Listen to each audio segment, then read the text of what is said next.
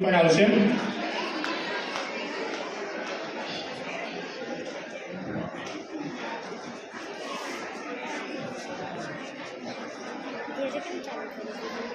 હું કેન્જી સાવલિયા અહીંયા ઉપસ્થિત બધા જ વડીલો અને મહેમાનોને વંદન કરું છું। તો હું મારી વાત શરૂ કરું તે પહેલા જરા મને કહેશો કે આમાંથી કેટલા લોકોને વ્યસન છે?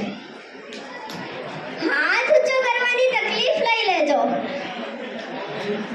અરે કરો, હાથ ઊંચા તો કરો। ચલો કઈ દે, જે લોકોને ખબર છે કે એમને વ્યસન છે એ લોકોને જોરદાર તાળીઓથી વધાવો, કારણ કે અગર ભૂલને સુધારવી હોય તો પહેલા એને સ્વીકારવી પડે। હવે અહીંયા ઉપસ્થિત બધા જ લોકોને મારો એક સવાલ છે, શું આપણે વ્યસન કરવું જોઈએ? આમ તો બધા લોકો ના જ પાડશે કે વ્યસન ના કરવું જોઈએ। હવે મારો બીજો સવાલ છે, જે લોકોને એવું લાગે છે કે એ લોકોને વ્યસન નથી, મતલબ જે લોકોને કોઈ જ વ્યસન નથી, તો તમે લોકો ક્યારે વ્યસન છોડવાના છો? સોરી, મને એવું લાગે છે કે તમને લોકોને મારો સવાલ સમજાયો નથી। તમે લોકો ક્યારે વ્યસન છોડવાના છો? નથી સમજાયું? ઠીક છે, ચાલો સમજાવું। આમ તો વ્યસનની વાત આવે એટલે સૌથી પહેલા આપણા મગજમાં શું આવે? બેડી, સિગરેટ, તમાકુ અને દારૂ, જે ગુજરાતમાં બંધ છે એની જ વાત આવતી હોય છે। પણ હું આજે જે વ્યસનની વાત કરવા જઈ રહી છું એ વ્યસન માત્ર પુરુષો નથી કરતા, સ્ત્રીઓ પણ કરે છે। અને માત્ર સ્ત્રીઓ નથી કરતી, વડીલો પણ કરે છે અને બાળકો પણ કરે છે। હવે તો તમને લોકોને સમજાઈ જ ગયું હશે કે હું કયા વ્યસનની વાત કરું છું, મોબાઈલના વ્યસનની।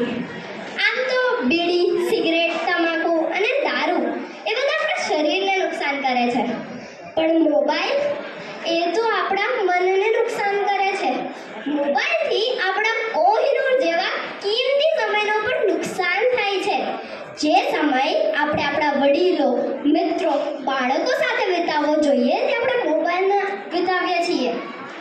હું તો એવું ઈચ્છતી જ નથી કે તમે બધા વ્યસન બંધ કરી દો, પણ વ્યસન શાનું હોવું જોઈએ? મૂળ વ્યસન એટલે એક એવી આદત જેના વગર આપણને ચાલતું નથી।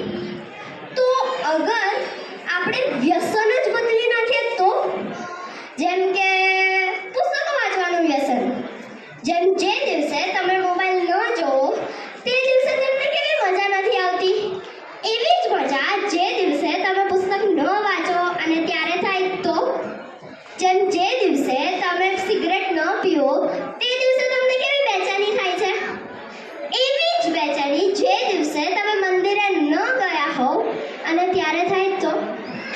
અરે વ્યસન કરવા હોય ને તો ઘણા બધા છે, યોગાનું કરો, ભજન કીર્તનનું કરો, પ્રાણાયામનું કરો, અને આ બધામાંથી સૌથી સારું અને વ્યસન એ છે બીજાને મદદ કરવાનું।